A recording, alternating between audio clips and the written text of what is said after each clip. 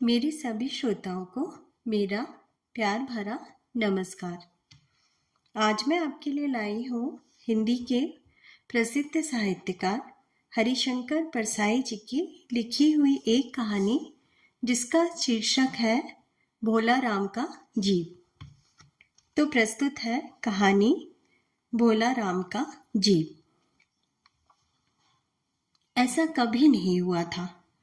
धर्मराज लाखों वर्षों से असंख्य आदमियों को कर और सिफारिश के आधार पर स्वर्ग या नरक में निवास स्थान अलॉट करते आ रहे थे, पर ऐसा कभी नहीं हुआ था। सामने बैठे चित्रगुप्त बार बार चश्मा पोंछ, बार बार थूक से पन्ने पलट, रजिस्टर पर रजिस्टर देख रहे थे। गलती पकड़ में ही नहीं आ रही थी। आखिर उन्होंने खींचकर रजिस्टर इतनी जोर से बंद किया कि मक्खी चपेट में आ गई। उसे निकालते हुए वे बोले, महाराज, रिकॉर्ड सब ठीक है। भोला राम के जीव ने 5 दिन पहले देह त्यागी और यमदूत के साथ इस लोक के लिए रवाना भी हुआ, पर यहां अभी तक नहीं पहुंचा। धर्मराज ने पूछा, और वह दूत कहाँ है? महाराज, वह भी लापता है। इसी समय द्वार खुले और एक यमदूत बड़ा बदहवास वहां आया। उसका मौलिक कुरूप चेहरा परिश्रम, परेशानी और भय के कारण और भी विकृत हो गया था। उसे देखते ही चित्रगुप्त चिल्ला उठे, अरे, तू कहाँ रहा इतने दिन? भोला राम का जीव कहाँ है? यमदूत हाथ जोड़कर बोला, दया निधान, मैं कैसे बतलाऊं कि क्या हो गया। आज तक मैंने धोखा नहीं खाया था, पर भोला राम का जीव मुझे चकमा दे दिया। 5 दिन पहले जब जीव ने भोला राम की देह को त्यागा, तब मैंने उसे पकड़ा और इस लोक की यात्रा आरंभ की। नगर के बाहर जो ही मैं उसे लेकर एक तीव्र वायु तरंग पर सवार हुआ, त्यों ही वह मेरे चंगुल से छूटकर ना जाने कहाँ गायब हो गया। इन 5 दिनों में मैंने सारा ब्रह्मांड छान मारा, पर उसका कहीं पता ना चला। धनराज क्रोध से बोला, मूर्ख, जीवों को लाते लाते बूढ़ा हो गया, फिर भी एक मामूली बूढ़े आदमी के जीव ने तुझे चकमा दे दिया। दूत ने सिर झुकाकर कहा, महाराज, मेरी सावधानी में बिल्कुल कसर नहीं थी। मेरे इन अभ्यस्त हाथों से अच्छे अच्छे वकील भी नहीं छूट सके, पर इस बार तो कोई इंद्रजाल ही हो गया।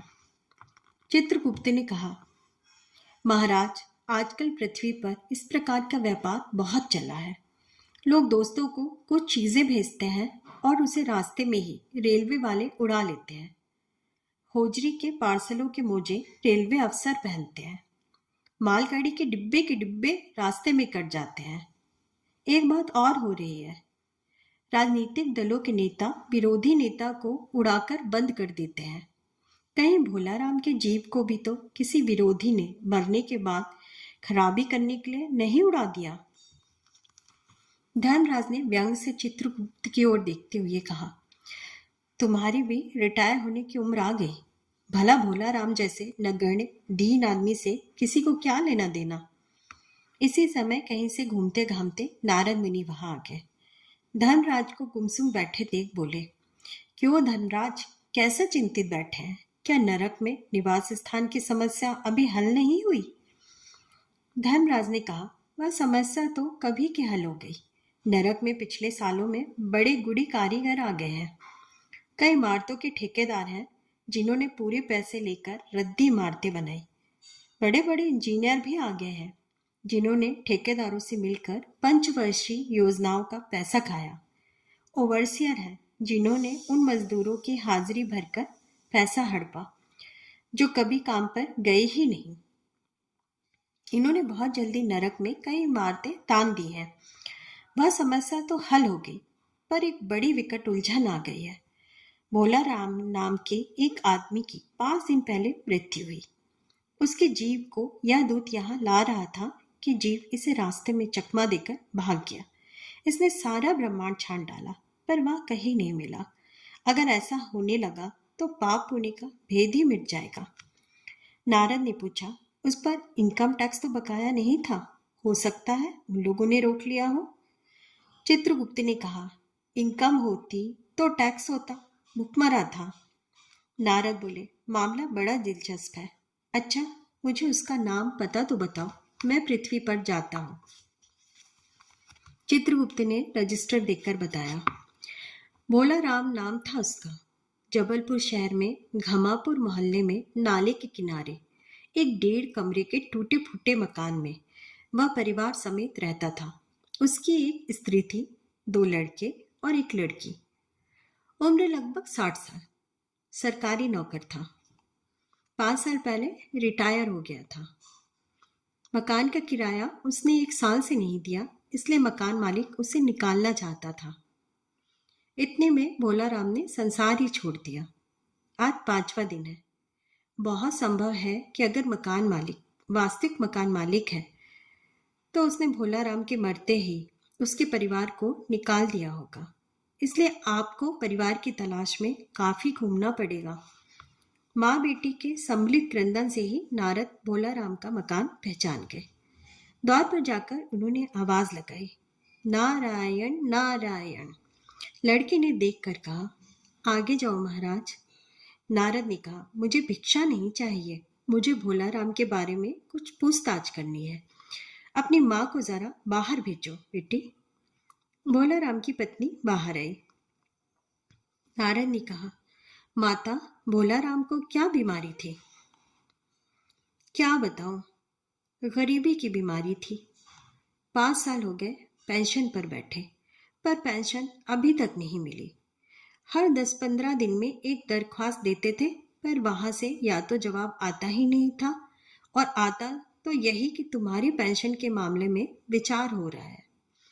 इन 5 सालों में सब गहने बेचकर हम लोग खा गए, फिर बर्तन बिके, अब कुछ नहीं बचा था। फाके होने लगे थे। चिंता में घुलते घुलते और भूखे मरते मरते उन्होंने दम तोड़ दी। नारद ने कहा, क्या करोगी माँ, उनकी इतनी ही उम्र थी। ऐसा तो मत कहो महाराज, उम्र तो बहुत थी। 50-60 रुपया महीना पेंशन मिलती, कुछ और काम करके कहीं गुजारा हो जाता, पर क्या करे, 5 साल नौकरी से बैठे हो गए और अभी तक एक कौड़ी नहीं मिली। दुख की कथा सुनने की फुर्सत नारद को थी नहीं। वे अपने मुद्दे पर आए। माँ, यह तो बताओ, यहाँ किसी से उनका विशेष प्रेम था जिसमें उनका जी लगा हो? पत्नी बोली, लगाओ तो महाराज बाल बच्चों से ही होता है। नहीं, परिवार के बाहर भी हो सकता है। मेरा मतलब है किसी स्त्री। स्त्री ने गुर्राकर नारद की ओर देखा। बोली, हर कुछ मत बको महाराज, तुम साधु हो, उचक्के नहीं हो। जिंदगी भर उन्होंने किसी दूसरी स्त्री को आंख उठाकर नहीं देखा। नारद हंसकर बोले, हाँ, तुम्हारे यह सोचना ठीक ही है। यही हर गृहस्थी का आधार है। अच्छा माता, मैं चला। स्त्री ने कहा, महाराज, आप तो साधु हैं, सिद्ध पुरुष हैं, कुछ ऐसा नहीं कर सकते कि उनकी रुकी हुई पेंशन मिल जाए, इन बच्चों का पेट कुछ दिन भर जाए? नारद को दया आ गई थी। वे कहने लगे, साधुओं की बात कौन मानता है? मेरा यहाँ कोई मठ तो है नहीं, फिर भी मैं सरकारी दफ्तर में जाऊंगा और कोशिश करूंगा। वहां से चलकर नारद सरकारी दफ्तर में पहुंचे। वहां पहले ही कमरे में बैठे बाबू से उन्होंने भोला राम के केस के बारे में बातें की। उस बाबू ने उन्हें ध्यानपूर्वक देखा और बोला, भोला राम ने दरख्वास्तें तो भेजी थी, पर उन पर वजन नहीं रखा था, इसलिए कहीं उड़ गई होंगी। नारद ने कहा, भाई, ये बहुत से पेपर वेट तो रखे हैं, इन्हें क्यों नहीं रख दिया? बाबू हंसा, आप साधु हैं, आपको दुनियादारी समझ में नहीं आती। दरख्वास्तें पेपर वेट से नहीं दबती। खैर, आप उस कमरे में बैठे बाबू से मिलिए। नारद उस बाबू के पास गए। उसने तीसरे के पास भेजा, तीसरे ने चौथे के पास, चौथे ने पांचवी के पास। जब नारद 25-30 बाबुओं और अफसरों के पास घूम आए, तब एक चपरासी ने कहा, महाराज, आप क्यों इस झंझट में पड़ गए?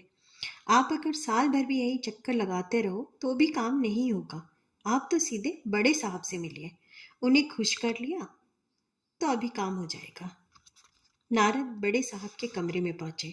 बाहर चपरासी ऊँघ रहा था, इसलिए उन्हें किसी ने छेड़ा नहीं। बिना विजिटिंग कार्ड के आया देख साहब बड़े नाराज हुए। बोले, इसे कोई मंदिर वंदिर समझ लिया है क्या? धड़धड़ाते चले आए, चिट क्यों नहीं भेजी?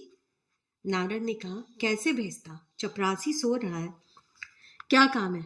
साहब ने रोब से पूछा। नारद ने भोला राम का पेंशन केस बतलाया। साहब बोले, आप हैं बैरागी, दफ्तरों के रीति रिवाज नहीं जानते। असल में भोला राम ने गलती की। भाई, यह भी एक मंदिर है, यहाँ भी दान पुण्य करना पड़ता है। आप भोला राम के आदमी मालूम होते हैं। भोला राम की दरख्वास्तें उड़ रही हैं, उन पर वजन रखिए। नारद ने सोचा कि फिर यहाँ वजन की समस्या खड़ी हो गई। साहब बोले, भाई सरकारी पैसे का मामला है, पेंशन का केस 20 दफ्तरों में जाता है, देर लग ही जाती है। 20 बार एक ही बात को 20 जगह लिखना पड़ता है, तब पक्की होती है। जितनी पेंशन मिलती है उतने की स्टेशनरी लग जाती है। जल्दी भी हो सकता है, मगर। साहब रुके। नारद ने कहा, मगर क्या? साहब ने कुटिल मुस्कान के साथ कहा, मगर वजन रखिए। आप समझी नहीं। जैसे आपकी यह सुंदर वीणा है, इसका भी वजन भोला राम की दरख्वास्त पर रखा जा सकता है। मेरी लड़की गाना बजाना सीखती है, या मैं उसे दे दूंगा। साधु संतों की वीणा से तो और भी अच्छे स्वर निकलते हैं। नारद अपनी वीणा छीनते देख जरा घबराए, पर फिर संभल कर उन्होंने वीणा टेबल पर रखकर कहा, यह लीजिए, आप जरा जल्दी उसकी पेंशन का ऑर्डर निकाल दीजिए। साहब ने प्रसन्नता से उन्हें कुर्सी दी, वीणा को एक कोने में रखा और घंटी बजाई। चपरासी हाजिर हुआ। साहब ने हुक्म दिया, बड़े बाबू से भोला राम के केस की फाइल लाओ। थोड़ी देर बाद चपरासी भोला राम की 100-150 दरखास्तों से भरी फाइल लेकर आया। उसमें पेंशन के कागजात भी थे। साहब ने फाइल पर का नाम देखा और निश्चिंत करने के लिए पूछा, क्या नाम बताया साधु जी आपने? नारद समझे कि साहब कुछ ऊंचा सुनते हैं, इसलिए जोर से बोले, भोला राम। सही सब फाइल में से एक आवाज आई, कौन पुकार रहा है मुझे? पोस्टमैन? क्या पेंशन का ऑर्डर आ गया? नारद चौंके, पर दूसरे ही क्षण बात समझ गए। बोले, भोला राम तुम? क्या भोला राम के जीव हो? हाँ, आवाज आई। नारद ने कहा, मैं नारद हूं, मैं तुम्हें लेने आया हूं। चलो, स्वर्ग में तुम्हारा इंतजार हो रहा है। आवाज आई, मुझे नहीं जाना, मैं तो पेंशन की दरख्वास्तों में अटका हूं। यही मेरा मन लगा है, मैं अपनी दरख्वास्तें छोड़कर नहीं जा सकता। आप सबका कहानी सुनने के लिए बहुत बहुत धन्यवाद।